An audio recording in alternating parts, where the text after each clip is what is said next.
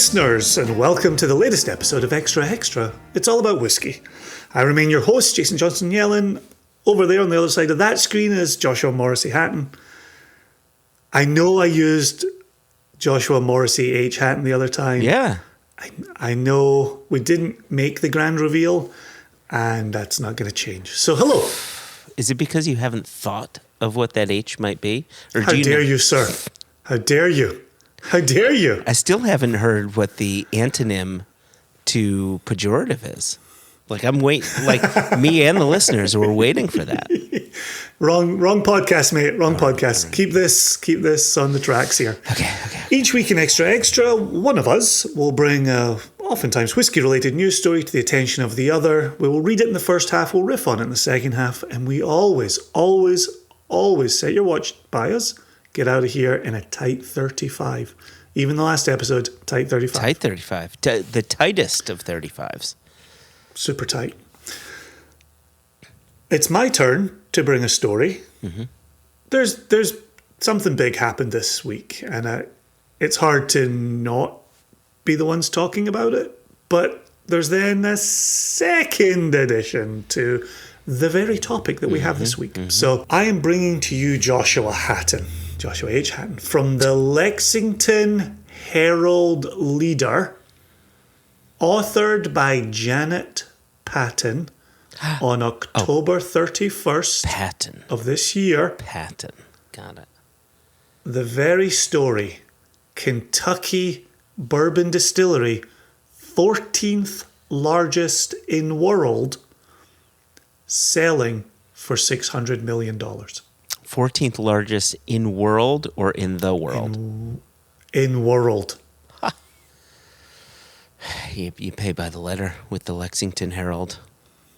Is it the Lexington Herald? That's the Lexington Herald Leader, if you don't mind. Yep. Okay. And not to go too far from our chosen topic here, but Janet Patton has got a tremendous byline that is at the very bottommost part of the page. Okay. So I have just scrolled past the entire article that I'm reading today to tell you that Janet Patton covers restaurants, bars, food, and bourbon for the Herald Leader. She is an award-winning business reporter who also has covered agriculture, gambling, horses, and hemp. That's amazing. I mean, that really is a wide spectrum of topics to be reporting on. I love this. I love this. I love it. Yeah. Love it. Awesome. So we're in safe hands with Janet Patton today. Yeah. So Kentucky Bourbon Distillery, 14th largest in the world, selling for $600 million. As we say, the article was originally out October 31st. It was updated November 3rd. So here we go, Joshua. Okay. A decade-old Kentucky craft distillery has been sold in a deal valued at $600 million. The Italian spirits company Campari Group, which already owns Wild Turkey Distillery in Lawrenceburg, announced on Monday that it is buying Wilderness Trail Distillery in Danville. In a news release, Campari praised Wilderness Trail's, quote, skillfully handcrafted and fast-growing super premium bourbon and rye whiskey brand with world-class distillery facilities, close quote. The move is part of a deliberate doubling down on bourbon, particularly at the premium end of the market, according to the company, which expects to shift Wilderness Trail's product away from bulk spirits sold to others. Campari, which is a publicly traded company in Italy, is buying an initial 70% stake for $420 million, with plans to buy the remaining 30% interest in 2031. The transaction is expected to close before the end of the year. Wow. The next subject line here, next subheading, is Wilderness Trail Distillery history. Wilderness Trail Distillery launched in 2012 when founders Shane Baker and Pat Heist leveraged long years of experience in commercial ethanol production to create their own craft distillery in downtown Danville. The company quickly outgrew its modest facilities and now has opened a much bigger location just outside of town that is now ranked as the 14th largest bourbon distillery in the world.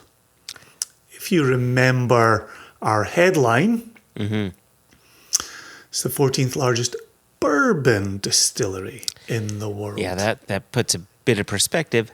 However, some of these bourbon distilleries are massive because of the continuous distillation. So exactly. Right? So it'll be interesting to hear what the output is because I'll be honest, I don't know what the output is. I like you assume we're going to learn that.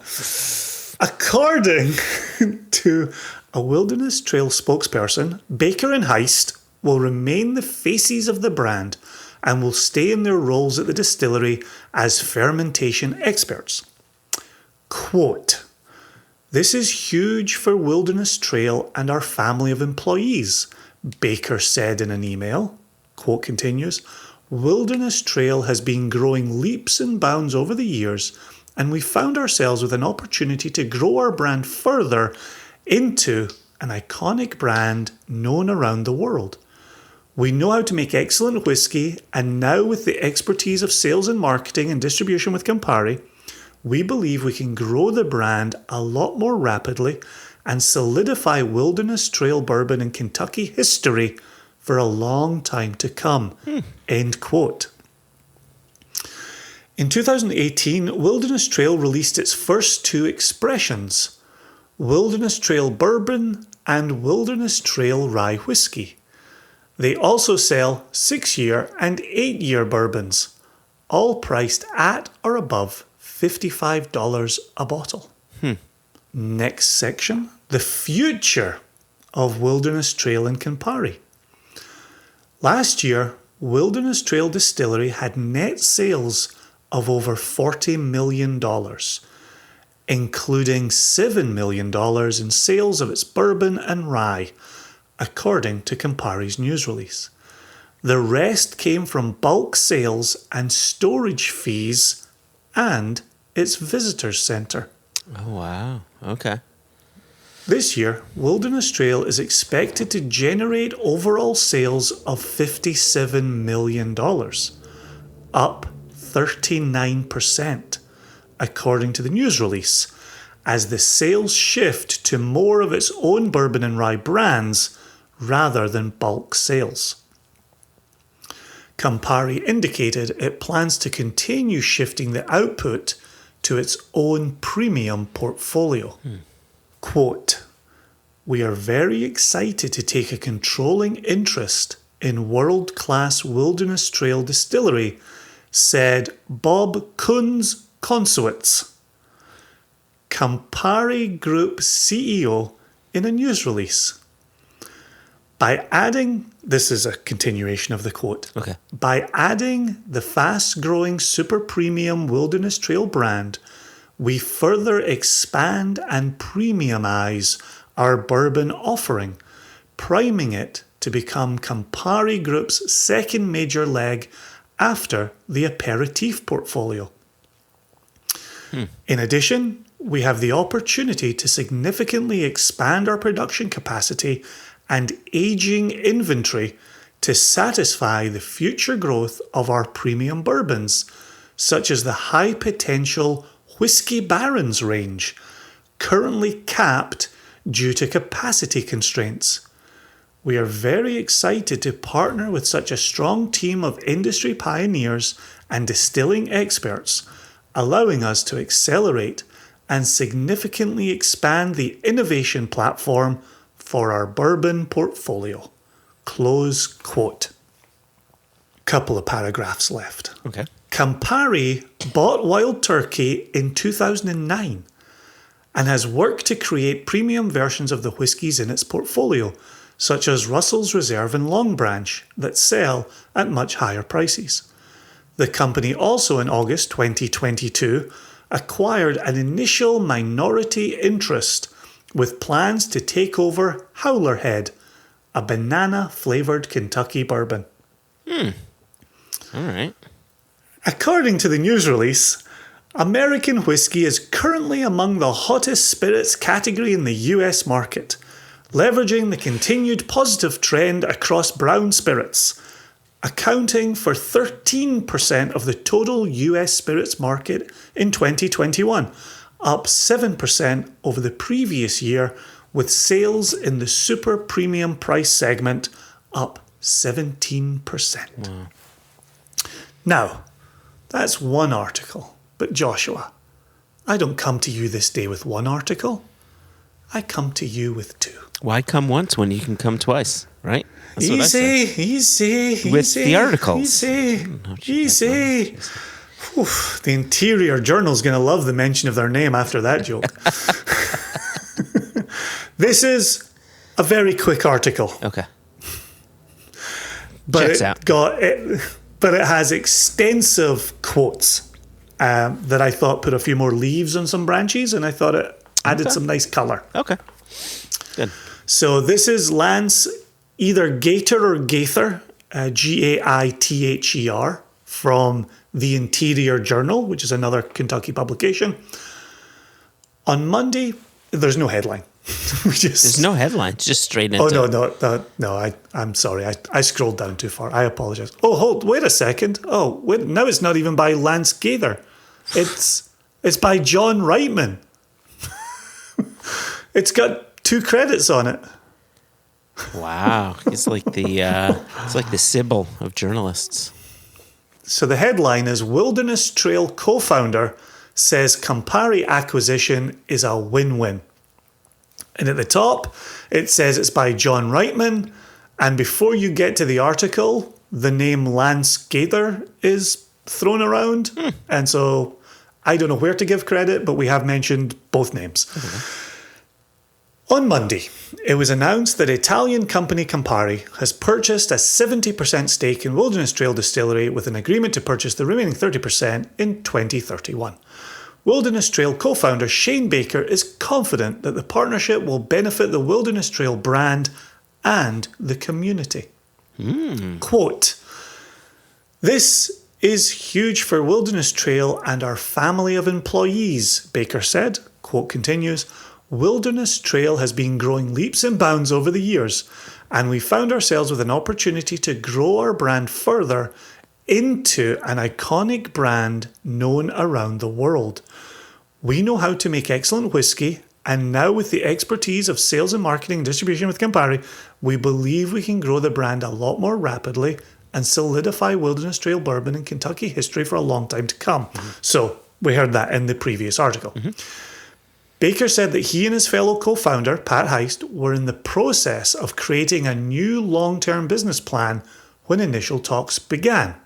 Quote, another serious quote, "The partnership really developed rapidly over the past several months and continued to materialize into the partnership we have created now," Baker said. Quote continues, "Wilderness Trail was working on our new 10 to 20-year business plan, and part of that is the finance plan for that next phase of growth.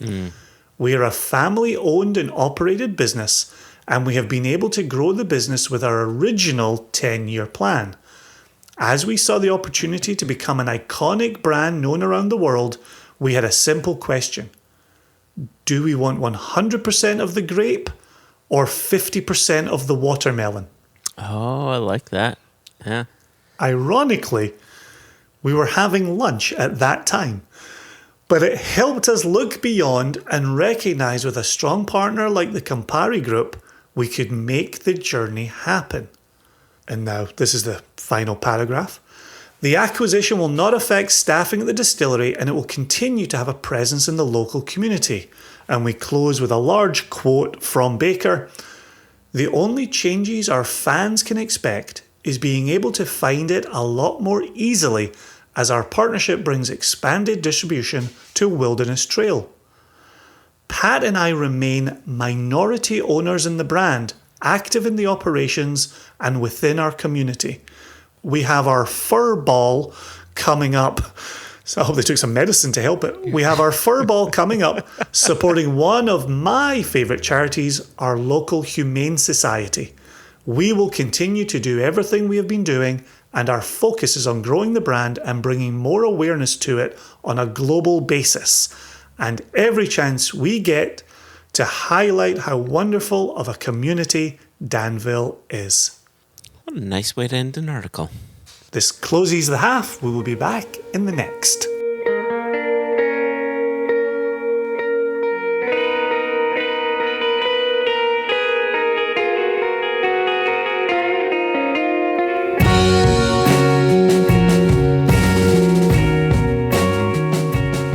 Before we jump into the second half fully, we would be remiss if we didn't give a nod to another acquisition this week, where it was announced Diageo has purchased Texas single malt whiskey producer Balcones. Balcones, indeed.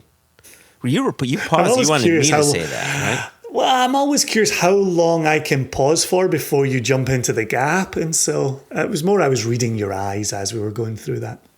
Okay. Well, I didn't. And then you jumped into the gap. I did. Hesitantly. Oh. I feel like we're talking. But I didn't. Are we? I don't think this is working right now. Do you want to start the second half again? No, I'm pretty happy with it. So, but the question that comes to my mind, and I know we want to talk about the Wilderness Trail a bit. I know we want to maybe bring in some of the Balcones a little bit. We can riff, buddy. We can do whatever the hell we want in the second half. Well, my initial Murray's not listening to this part. He's out of here after we read the article. Does he only care about the news? Your brother? He does. He only listens to this podcast for the articles. Well, I'm about to whip out the centerfold, which has 3 parts, which brings me to my... Yeah. There's a staple covering it. Things always happen in threes, right? Right? We've got the Wilderness Trail. We've got... You know what the third one's going to be? Yeah, that's what I'm curious. Glenfarclas. You think so? Are we saying that? Are we riffing? Like, did you just say that aloud? I definitely said it, and it was aloud. Don't know if it's going to remain. Well, I was thinking more Starlight or I don't know.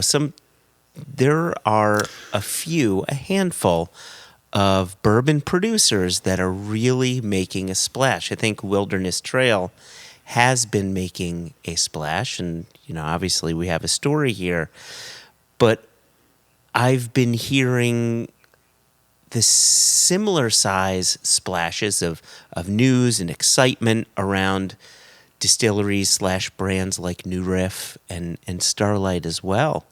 Perhaps more so than Wilderness Trail, but maybe that's the circles that I move in. And that was exactly the point I was going to make. And so I was talking to Bill Thomas this week, the owner-proprietor at Jack Rose Dining Saloon in Washington, D.C. He's been a champion of Wilderness Trails from day one, maybe even before day one. And in talking to him, he reckons that it's amongst the top distilleries in Kentucky of the last century. And by that I mean 100 years, not 22 years that we've been going in this one. Wow. And he firmly believes in their efficiency of process. Mm-hmm. He firmly believes in their sweet mash. And he firmly believes in the ways in which they use and understand yeast. Oh, interesting. Oh, I like that last bit there. Well, so a separate company that the owners have is yeast. They sell yeast to brewers and distillers. Oh, okay. And is that how they got into the ethanol part of the... So that I don't know, right? That I don't know. But the fact that they seem to have this ongoing, that there's been no mention of any of the Campari stuff about Campari now owning a yeast company. I don't see why they would have interest, but I didn't think Pernod Ricard would have had any interest in owning the whiskey exchange. So here we are. Just to pivot back to where you started the second half with these things happen in threes. Okay, we've got Wilderness Trails, we've got Balcones. When this week started, did you imagine we were going to be hearing about the sale of Wilderness Trails or the sale of Balcones? I just like that you keep on calling them Wilderness Trails. I thought that was correct. Is that incorrect? That is not their name? It's just Wilderness Trail. Okay, it is Wilderness Trail. Well, that's good because I've wanted to say Wilderness Trail, but I keep correcting myself to Wilderness Trails. So okay, all right. Wilderness Trail. So, I will get it. So repeat the question right for me because I was too busy fixating on your mistake. It's so rare that you make one. I've got to point it out to our listeners. No, I will own it. I was purposely correcting it in my head to an incorrection. So, so what was the question? Did you think you would when this week started, or last week started? Yeah. We're obviously recording the week the news broke, but did you think we'd be hearing about the sale of Wilderness Trail and or Balcones this week? No. Well, again, it's back to the circles that we find ourselves in and the whiskeys that we find in our glass, right? Wilderness Trail has never been a distillery or a brand that's been on my radar. Starlight has, New Riff for sure has. Like what they've been doing is really, I've really been enjoying what they've been doing. It's not that I've been avoiding Wilderness Trail; they just haven't been on my radar. So, like if earlier when you were saying Starlight, do you know what I was hearing in my head? Light Bright. Starlaw. Oh, really? Oh, that's funny. And I was thinking, he's going with an Australian distillery for sale. Okay, he's making a global statement here. And then, no, who's Starlaw? Where are you in the world? Where are you, Carmen Sandiego? Starlaw is the grain distillery for Glen Murray. Oh, fuck. Yeah. You're thinking Starward. Oh, my God. Dude, you got to stop throwing the stars at me. No, that's Dancing with the Stars, the TV show with the... Wait, what did I wish upon last night? Wait, and then there was a third star in the sky, and I went off to Neverland. Okay. So just to be clear, because you don't need to edit any of this. I'm not going to edit any of this. No, yeah. I will happily stand by all this. So we've got Starlight, which is a Kentucky-based distillery, or is that the one over the border from Kentucky and Indiana? It's also a young girl's doll that I think you could have purchased in the 80s, but Starlight was the Indiana distillery. Starlight, Starbright. There's then Starlaw, which is the grain distillery in Edinburgh that's owned by La Martiniquez. Yeah. Okay. And then there's Starward, which is the Australian single malt producer. And then there's Star Wars, which is a small independent film that came out some while. You probably haven't heard of it. Star Trek? Fuck. So what was your question? Well, what was your answer? So what I was saying was you had asked, did I expect this news about Wilderness Trail being purchased?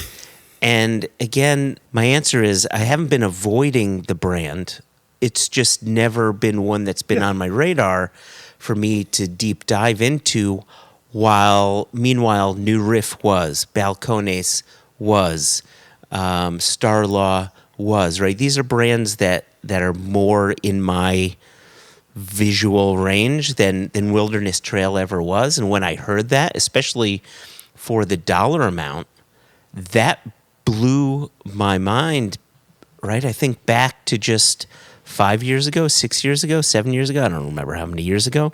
But High West purchased by Constellation for $160 million.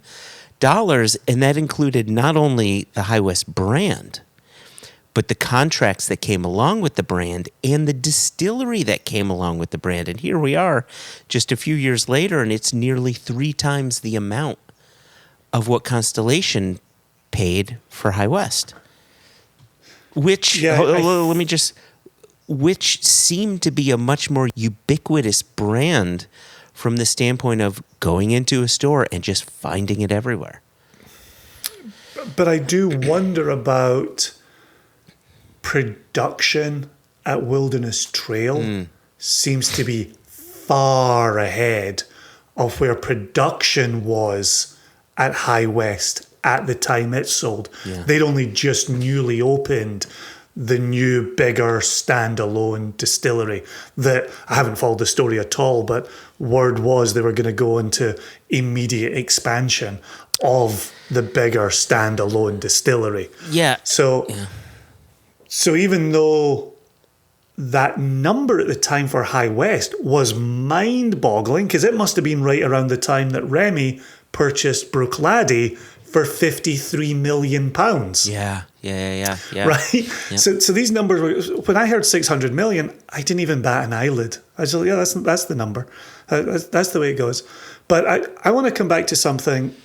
I don't want to seem flip in my inclusion of Glenfarclas earlier. Mm-hmm. We haven't really talked about it in any real way, shape, or form, but George Grant, sixth generation Grant, is no longer with that distillery. Right. And a lot of the talk in whiskey circles is now, what's next? You've got an aging fifth generation. You had the sixth generation ready to take over the reins, now completely leave the picture. The talk is, how much for a Glenfarclas? Who might line up to purchase Glenfarclas? How does a brand like Glenfarclas survive a corporate buyout and still move forward with the reputation, the lineup, the global presence that it has? And it's interesting listening to Shane Baker, who says, we're still going to be, family-owned minority. We're still going to be committed to the community. But this will allow us to have a greater footprint across the United States and a greater footprint globally. These are conditions that make a distillery attractive to a corporation that wants to make an acquisition. However, that corporation then needs to be careful as it moves forward to make sure it doesn't sink the value of its own acquisition by doing a corporate takeover. And final sentence, Campari has shown themselves to be adept at this. The way they have allowed Wild Turkey to have Very Jimmy good. Yeah. Russell, to Eddie Russell, to Bruce Russell. They've shown themselves to be smart corporate leaders who understand what consumers want to buy into. I have no doubt that they'll be as savvy with Wilderness Trail. And so only just to tie a bow on my own statement here, Glenfarclas becomes of interest because it will need, assuming it does sell, it would need a savvy corporate buyer who doesn't sink the value upon takeover. Okay, so two things here. First is when I think of Glenfarclas, and it's interesting that you pulled that name out. I totally see why you pulled that name out, because it seems like if there is to be a third, that's potentially an obvious one if we're looking at the wide world of whiskey and not just focusing on American production. But I've always lumped Glenfarclas in with that of Springbank, where you've got a very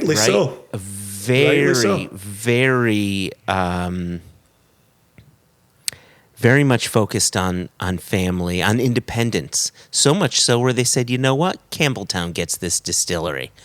Yep. I almost see the Grant family saying, you know what? Aberlour gets this distillery, right? I can. That's a great point to be making. And when this acquisition of Wilderness Trail popped up, and then Balcones followed suit just a few days after, so I'm friends with, not friends with, but Facebook friends with Chuck Cowdery, right? Who people who are listening to this probably know his name. He is one of the biggest bourbon writers out there. And just the other day when it was announced that Diageo purchased Balcones, his response was, and this, I'm just reading his Facebook quote, "My first reaction to the news that Diageo bought Balcones? ? It's the beginning of the end." Now, talk about a declarative statement. That really is a declarative statement. So then as you read, and this is interesting, as you read the thread, our friend Dave Schmier says, "The end of?" Yeah, and that's the question. Yeah, right. And Chuck says, "Le boom," as in the whiskey boom. I wonder if he's working on a longer form piece, because there's a lot of threads to be teased out of this is the end. I'm not going to go carry water for Diageo, but you could also argue it's the beginning for American single malt whiskey if you get corporate backing. It's exactly what we've been quoting Shane Baker saying all through today's episode, right?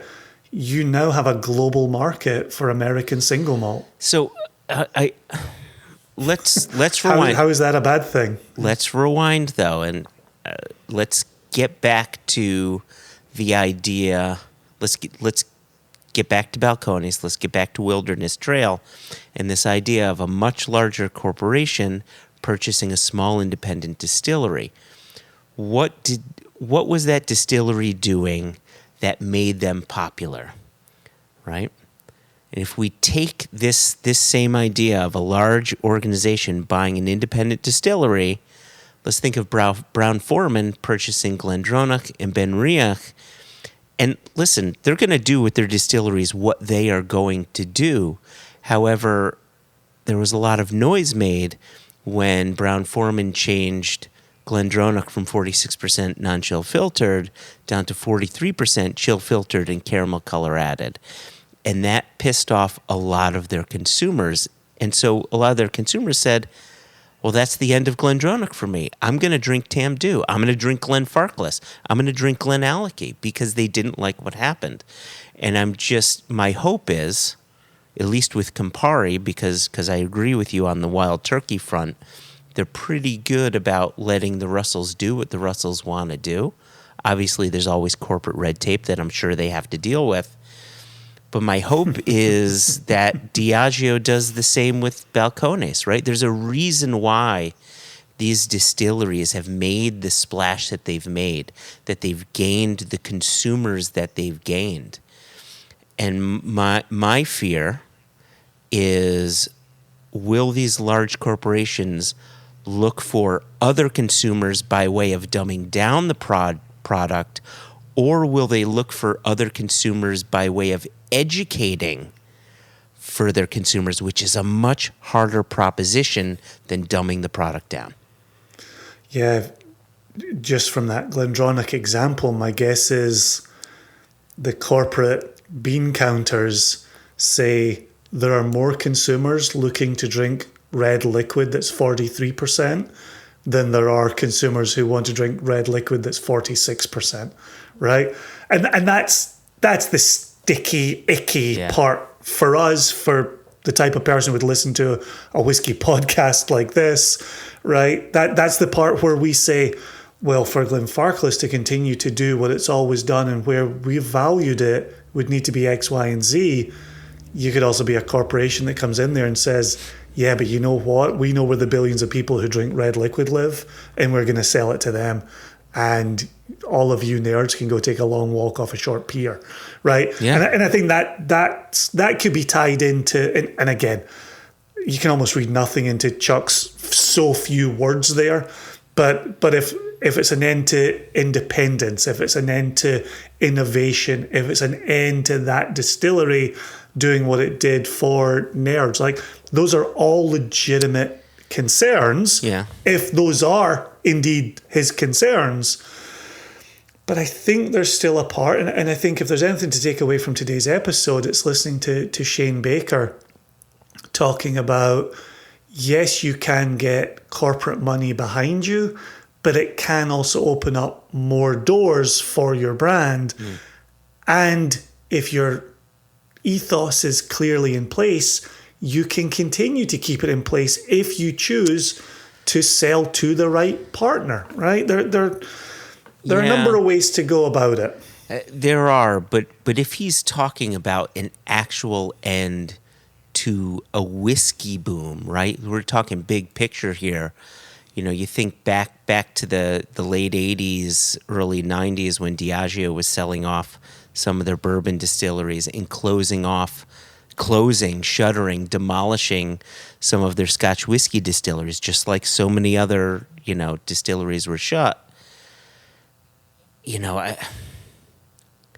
I wonder if he's looking at it as if, okay, these distilleries are being purchased at the height of the boom. It's like buying a comic book at the height of its most valuable point, only to lose money. And then what do? You sell it off to get as much money back as you can. And I wonder if that's what he's referring to. And so I'm going to continue looking at his blog and see if he has some deeper words about it. We're seeing it more and more where, and you and I mentioned this privately, right? It's there's a recession coming. People are tightening their wallets a little bit. People are buying more drams at a bar than they are bottles from a shelf. So what's gonna happen? It seems with every economic downturn, there's a bit of a downturn in premium spirits sales. Like, people are still going to drink, but they're not necessarily going to drink premium.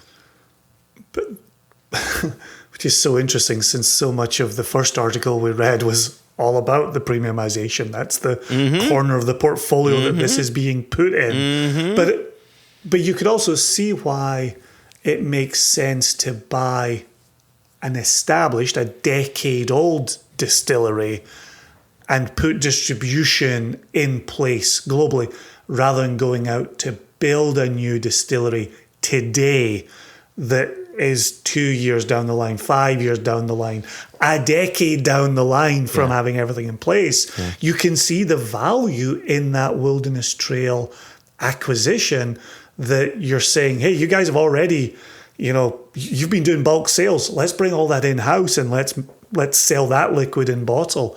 I think on that part, it's a smart move. Oh, yeah, I don't disagree. And I don't want to sound like a negative Nelly, if that's even a term. I'm just being a bit cautious, maybe a bit protective of Wilderness Trail and Balcones. Like, I do hope that Campari and Diageo remain smart and let them, put out the quality liquid that they want to put out and not fuck with it too much. But as with anything, time will tell. Talking of time. All right. This looks like a super tight 35. Is a tiger. Yep. Let's get out of here on that note. Plenty to be watching in the whiskey world. Plenty to be discussing in the whiskey world. If you want to drop us a note, questions at onenationunderwhiskey.com. No E in whiskey, or info@singlecasknation.com. That will make its way to us. And other than that, we thank you for continuing to listen to us, and peace.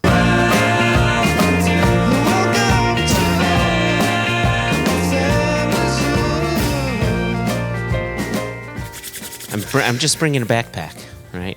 Just a backpack. Just give me a backpack. Just give me a backpack. Just give me a backpack. A backpack? Give me a backpack. Don't know why you won't give me a backpack. Give me a backpack. Just give me a backpack. Here's the backpack. Yeah. No, just give me a backpack. I know. Here's the backpack. Just a backpack. Yep, but here's the backpack. Just give me a backpack. Just give me a backpack. Here's the backpack. Can I have my backpack back? Sometimes the Easter eggs write themselves. Could you imagine putting that up? All right, let's jump in. Prepare to fast forward. Preparing to fast forward. Fast forward. Fast forwarding, sir.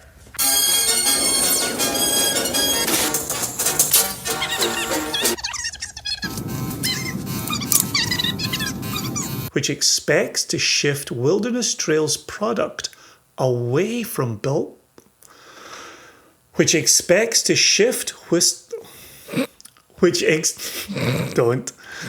don't.